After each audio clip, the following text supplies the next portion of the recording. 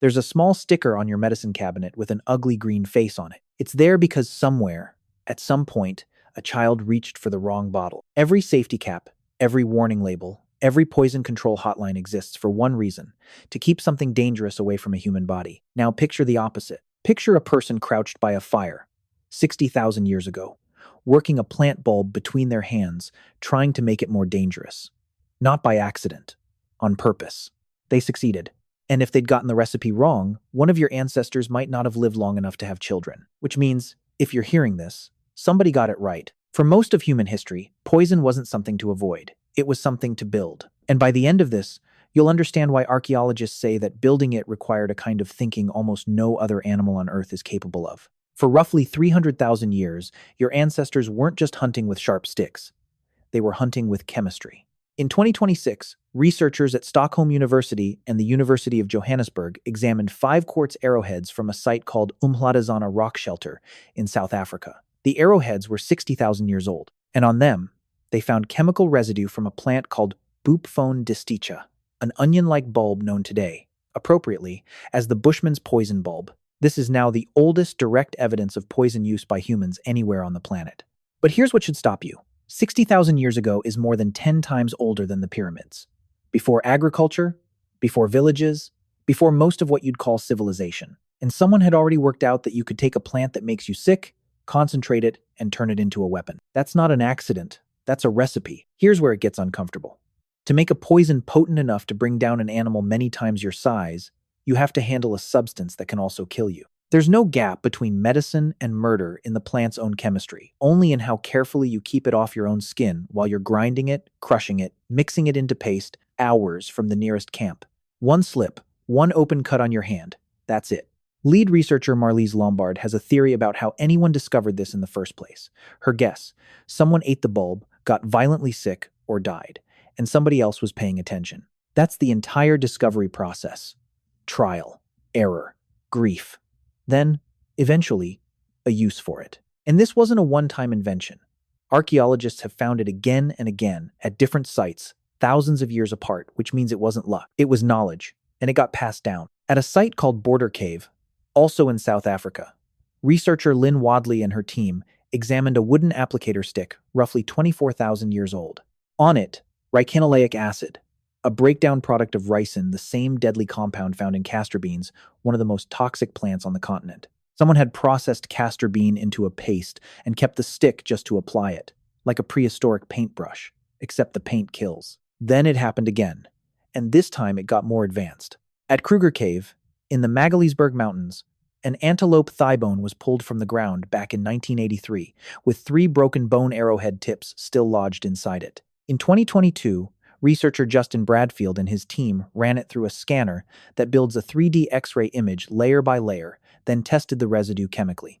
What they found wasn't one poison. It was 3 toxins, layered together on purpose: digitoxin and strophanthodin, both of which slow the heart, plus ricinoleic acid from castor bean. That arrow poison is 7,000 years old. And here's the detail that should really catch you. None of those plants grow anywhere near Kruger Cave.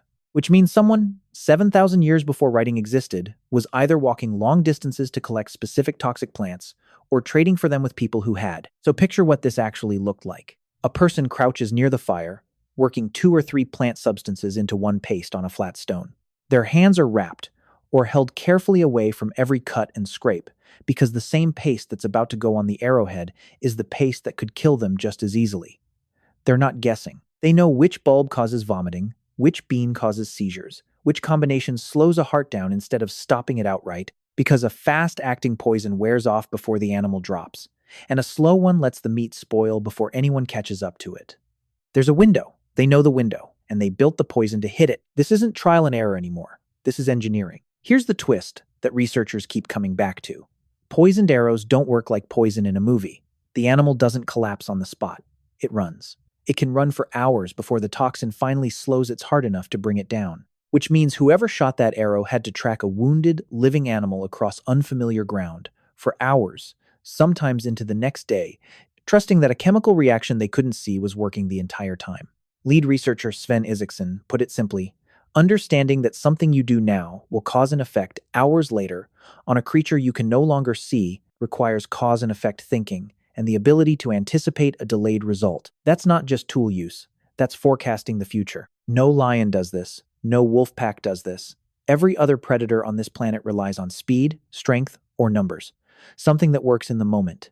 Only one species figured out how to win a hunt hours before the kill actually happens, using a result it would never get to see unfold in real time. That gap between doing something now and trusting a consequence you can't watch is the same gap your brain uses every time you save money for a year you haven't lived yet, or take medicine today for a disease you're trying to prevent decades from now.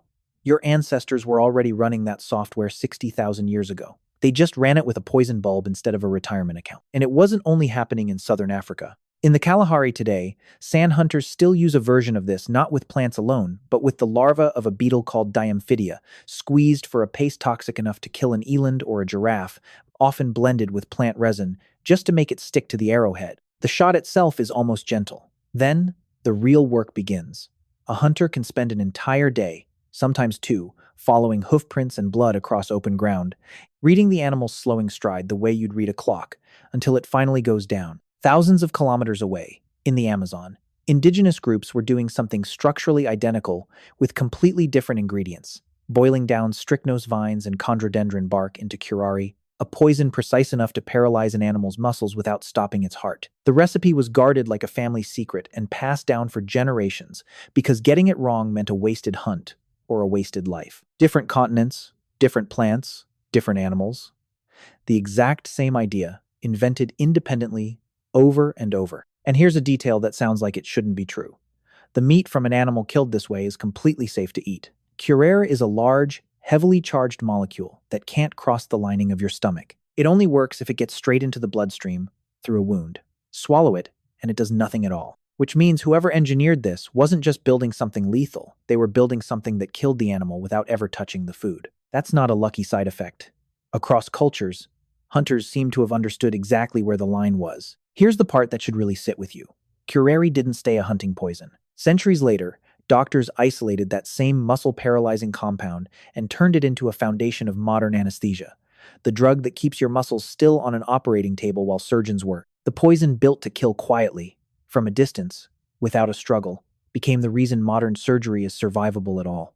The thing behind the green sticker on your cabinet and the thing that makes an operating room safe trace back to the same discovery. Your ancestors weren't avoiding poison. They were the ones who invented it, refined it, argued over the recipe, and passed it down carefully enough that it's still saving lives, just not in any way someone 60,000 years ago could have imagined. You keep poison locked away, out of reach, behind a warning label. They kept it close, on purpose, because they were the ones who built it.